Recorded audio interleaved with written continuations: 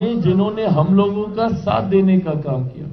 जो मुख्य धारा के साथ जुड़ना चाहते हैं, और कई ऐसे वाई के साथी भी हैं जो इस बात को समझ गए भैया कि वाई का मतलब सिर्फ एक परिवार है। महागठबंधन में वाई का मतलब मुख्यमंत्री भी मैं, मेरे जेल जाने के बाद मेरी अर्धांगिनी, अगली पीढ़ी आएगी तो मेरा बेटा सांसद बनने की बात आएगी तो मेरी बेटी, कोई भी लाभ मिलने की बात होगी तो मेरा परिवार। तो वाई भी इस बात को अच्छी तरीके से समझ गए। आज उसी समाज से आने वाले मेरे कई विधायक आप सबके पीछे यहां पर मौजूद हैं। तो ऐसे में चुनाव पहले दिन से ही स्पष्ट था कि जिस एकजुटता के साथ एनडीए चुनाव लड़ रहा था,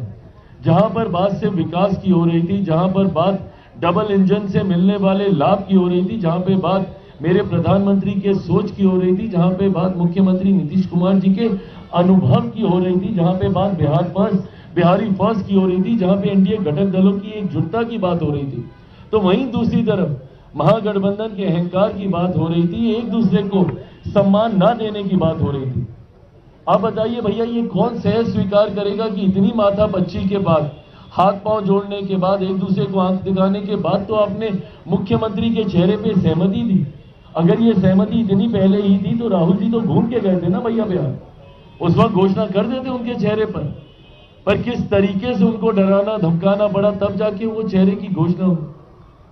और एक और जो उप मुख्यमंत्री बनने के लिए भैया पूरी पार्टी को ही उन्होंने स्वाहा कर दिया।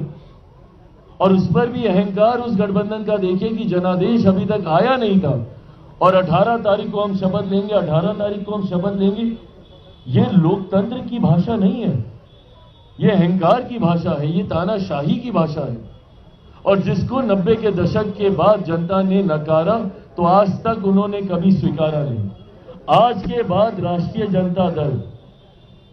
जिस तरीके से ये सांप्रदायिकता जातीयता का प्रतीक बन चुका था, एमवाई समीकरण, और कल मुझे खुशी हुई कि जिस बिहारी फर्स्ट की सोच को मेरे प्रधानमंत्री जी ने भी मजबूती से दोहराने का काम किया। जिस बात को मैंने हर मन से कहा कि सही मायनों में बिहार में कोई एमवाई समीकरण है तो उस एम में देश की ही नहीं दुनिया की आधी आबादी का प्रतिनिधित्व करने वाली महिलाएं हैं, तो उस वाई में मेरे प्रदेश की ही नहीं देश की सबसे बड़ी आबादी युवाओं की है। ये है सही मायनों में एमवाई का समीकरण। कल प्रधानमंत्री जी ने भी इस बात को मजबूती से कहने का काम किया। इस एमवाई समीकरण के साथ आने वाले दिनों में हमारी सरकार कार्य करने का काम करेगी, जहां पे जात पात